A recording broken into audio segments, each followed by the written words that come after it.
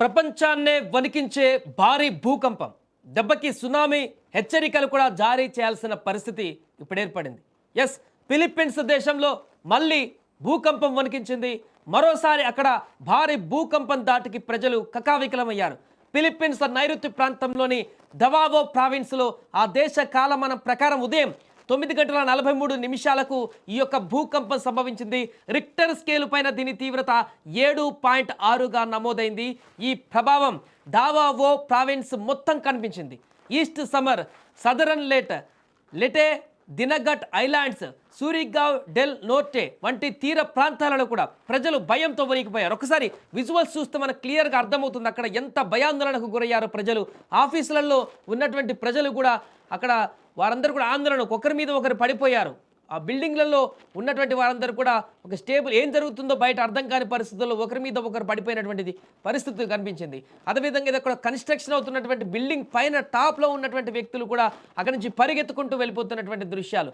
ఇంకా వేరే షాపింగ్ మాల్లో కానీ రోడ్ల మీద కానీ ఎక్కడ చూసినా కూడా అక్కడ ప్రజలందరూ కూడా కొన్ని క్షణాల పాటు వచ్చినటువంటి భారీ భూకంపానికి అసలు ఏం జరుగుతుంది, భూమి బద్దలైపోతుందా, మొత్తం భూమి ముక్కలైపోతుందా అనేటువంటి ఒక ఆందోళన అయితే వారికి కలిగింది. అంత దారుణంగా, అంత అత్యధిక ప్రభావంతో అక్కడ భూకంపం సంభవించింది. పూర్తిగా చాలా వరకు అక్కడ ఇల్లు కానీ నేలమట్టం కూడా అయినట్టుగా తెలుస్తుంది. దీంతో పూర్తిగా ఈ యొక్క సంఘటన జరిగేటప్పుడు ఇళ్ల నుంచి బయటకు తీసి పరుగులు పెట్టారు.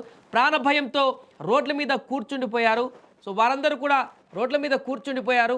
పలు నగరాలలో స్కూళ్ళు, కాలేజీలకు కూడా సెలవులు ప్రకటించారు. వెంటనే ప్రజలను ఎత్తైనటువంటి ప్రదేశాలకు వెళ్లాలని కూడా ఆదేశాలు జారీ చేశారు. సునామీ హెచ్చరికలు కూడా జారీ అయిపోయాయి. ఫిలిప్పీన్స్ దేశంలో భూకంపం సాధారణమే అయినప్పటికీ కూడా ఇంత పెద్ద స్థాయిలో రావడం మాత్రం చాలా ఏళ్ల తర్వాత ఇదే మొదటిసారి అని చెప్తున్నారు. ఫిలిప్పీన్స్లోని సెబులో సెప్టెంబర్ 30న భారీ భూకంపం సంభవించి భారీగా ఆస్తి ప్రాణ నష్టం కూడా సంభవించింది.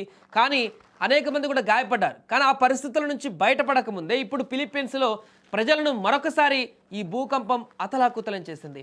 సముద్ర తీర ప్రాంత నగరం ఇది. ఉపరితలం నుంచి 10 కిలోమీటర్ల లోతున భూఫలకాలలో చోటు చేసుకున్నటువంటి పెను కదలికల వల్ల ఈ యొక్క భూకంపం సంభవించినట్లుగా జియోలాజికల్ సర్వే తెలిపింది. భూకంపానికి సంబంధించినటువంటి దృశ్యాలు సోషల్ మీడియాలో వైరల్ అవుతున్నాయి. అవి చాలా భయంకరంగా ఉన్నాయి. మీరు ఒకసారి స్క్రీన్ మీద చూస్తే అర్థమైపోతుంది పూర్తిగా అక్కడ ఎంత ప్రభావం, ఎంత హెవీగా వచ్చింది భూకంపం అనేది ఆ విజువల్స్లో మనకు చాలా స్పష్టంగా కనిపిస్తుంది.